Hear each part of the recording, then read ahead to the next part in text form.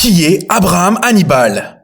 Selon les études de l'historien et anthropologue Dieudonné Niamankou, Abraham Hannibal est né en Afrique centrale et plus précisément au sud du lac Tchad à l'extrême nord du Cameroun. Arraché à sa terre natale, il arrive à l'âge de 8 ans en Russie en 1704 et deviendra le fils adoptif, puis le collaborateur du tsar Pierre le Grand. Il accédera en 1723 au grade de capitaine de l'armée française et deviendra ensuite, sous le règne de l'impératrice Élisabeth Ier de Russie, l'une des personnalités les plus importantes de l'Empire russe.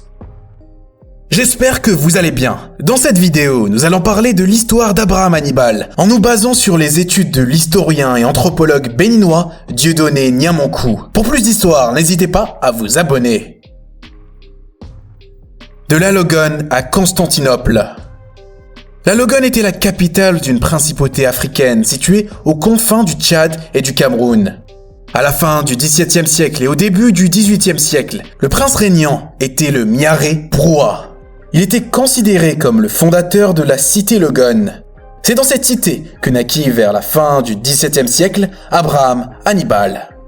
Alors que la plupart des États voisins avaient embrassé l'islam, la Logone, petit royaume africain, avait conservé la pratique de la religion traditionnelle, ce qui lui vaudra d'être constamment attaqué par les sultanats des territoires musulmans voisins, comme le Baguirmi et le Bornou, qui attaquaient cette principauté pour la capture d'esclaves. En effet, le Baguirmi et le Bornou entretenaient régulièrement des relations commerciales avec l'Empire ottoman. Ainsi, le sultan du Baguirmi, Abd el-Kader, exportait en direction de l'Afrique du Nord, sous domination ottomane, et de la Turquie, de nombreux esclaves et eunuques. Au XVIIe siècle et au XVIIIe siècle, le commerce d'esclaves en direction du monde arabe et de l'Empire ottoman était une activité qui était pratiquée par de nombreux États musulmans du Soudan central. Les victimes de ce trafic étaient principalement des populations non islamisées, car tout non-croyant pouvait être esclave. Il est donc vraisemblable que c'est lors des incursions du sultan Abd el-Kader contre la Logone qu'Abraham Hannibal et d'autres habitants aient été faits prisonniers et vendus comme esclaves aux Ottomans en 1703. Constantinople. Les sultans ottomans faisaient venir d'Afrique, surtout d'Éthiopie et de la région du lac Tchad, des eunuques et des enfants destinés à être employés à divers degrés de l'administration. Lorsque les enfants arrivaient à Constantinople, ils subissaient des tests de sélection en fonction de leur qualité physique et de leur caractère. Les meilleurs et les enfants des nobles étaient envoyés dans les palais de Galata Sarayi, d'Edirne et de Manissa en qualité de pages juniors. Ils étaient aussi envoyés à Adjami, Orlans, où ils étudiaient les lois islamiques, le Coran, les sciences islamiques turques, arabes et persanes. Hannibal fut envoyé, comme tous les enfants d'origine noble, au sérail du sultan Ahmed III. Il fut converti à l'islam et reçut le pronom musulman Ibrahim. Cependant, son séjour dans la capitale ottomane sera interrompu au cours de l'été 1704, soit un an environ après son arrivée. Il sera en effet acheté clandestinement avec deux autres enfants par un riche marchand russe du nom de Sava Raguzinki pour le compte de l'ambassadeur de Russie à Constantinople. À la suite de cet acte, Ibrahim et les deux autres enfants seront amenés en Bulgarie, en Valachie, en Moldavie, puis en Ukraine, avant d'atteindre les frontières de la Grande Russie. Ibrahim au Kremlin. Ibrahim arrive à Moscou le 13 novembre 1704. Il faut noter que durant son voyage vers la Russie, il sera baptisé et son nom Ibrahim sera remplacé par son équivalent chrétien, Abraham. Abraham sera remis au tsar Pierre Ier. On comprend finalement que l'achat clandestin d'Hannibal était une demande du tsar qui avait pour projection l'éducation d'un enfant africain à sa cour afin de montrer premièrement que les hommes de toute race avaient les mêmes aptitudes intellectuelles et deuxièmement, pour le tsar, il était ridicule de penser que l'intelligence de l'homme pouvait dépendre de la couleur de sa peau ou de son lieu de naissance. Auprès du tsar, Hannibal va apprendre la langue russe et deviendra son fils adoptif et son fidèle compagnon. Il sera rebaptisé une seconde fois et portera le nom de Pierre Petrovitch Petrov. Mais on l'appellera Abraham, car ce nom lui rappelait son nom africain, Broua. De plus, avec le nom Abraham, Hannibal pouvait se connecter à sa terre natale, l'Afrique. L'âge adulte. À l'âge de 18 ans, Abraham participera avec le tsar à la conquête de 10 galères et d'une frégate suédoise à Ongoud. Le commandant de la frégate, Ehrinschild, opposera une résistance farouche avant de se jeter à la mer. Après la bataille de Ongoud, Abraham deviendra l'homme des missions secrètes du tsar. Sa grande intelligence, son extrême politesse, sa finesse d'esprit, son dynamisme plaisaient énormément. Il avait un goût prononcé pour les mathématiques et il maîtrisait plusieurs langues, dont le français, le russe, l'allemand et le néerlandais. En 1717, Abraham sera envoyé en France pour suivre une formation d'ingénieur axée sur l'artillerie et la fortification. Il va s'engager et combattra volontairement aux côtés de l'armée française en guerre contre l'Espagne en 1719. Il sera promu en France au grade d'ingénieur-lieutenant. De retour en Russie, il sera nommé lieutenant bombardier, puis traducteur principal des livres étrangers à la cour tsariste. Car, rappelant qu'Hannibal parlait le français, le russe, le néerlandais et l'allemand.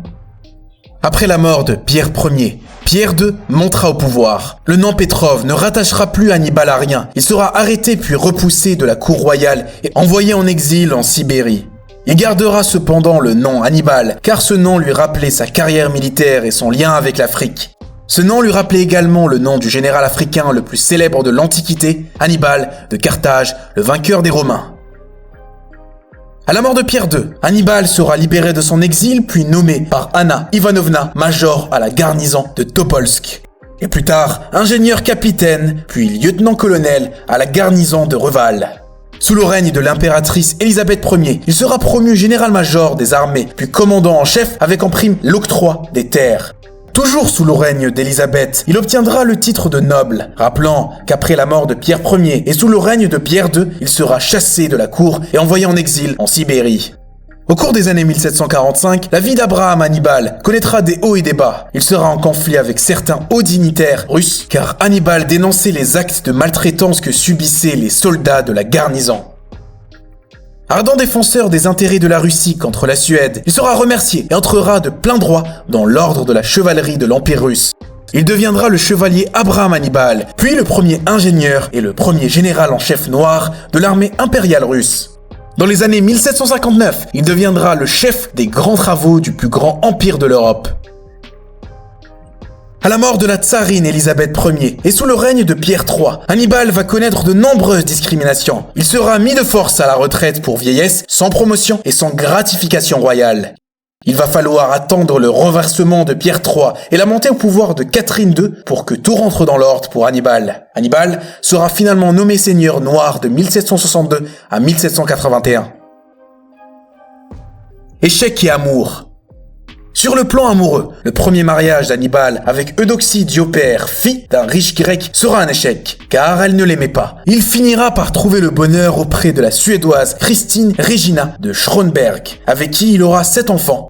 Ivan Abramovitch Hannibal, Elisabeth Abramovna Hannibal, Anna Abramovna Hannibal, Pierre Abramovitch Hannibal, Ossip Abramovitch Hannibal, Isaac Abramovitch Hannibal et Sophie Abramovitch Hannibal. Abraham Hannibal s'éteindra malheureusement le 20 avril 1781 à l'âge de 85 ans et laissera à la Russie le plus grand poète de l'Europe, Alexandre Serguevitch Pouchkine, fils de Nadejda Osipovna Hannibal, petite fille d'Abraham Hannibal. Pour conclure, ardent défenseur de la Russie, Abraham Hannibal fut le plus prestigieux représentant de l'Afrique au pays des tsars. Lorsqu'au 19e siècle, au nom de la perpétuation de l'esclavage des Noirs, les savants européens inventèrent le racisme et décrétèrent que la race noire était une race inférieure. Dieudonné Niamonkou nous explique dans son ouvrage intitulé « Abraham Hannibal, l'aïeul noir de Pouchkine » qu'en Russie, qu'il y avait des hommes qui dénonçaient cette aberration en prenant pour exemple le parcours d'Hannibal. D'ailleurs, le prince Pierre Dolgorukov, descendant d'une des plus nobles familles de Russie, rendra dans ses mémoires un vibrant hommage à Hannibal. La Russie reconnaissante des mérites du parcours d'Hannibal transformera l'une de ses anciennes propriétés en musée. Nous arrivons à la fin de cette vidéo. Portez-vous bien et à bientôt.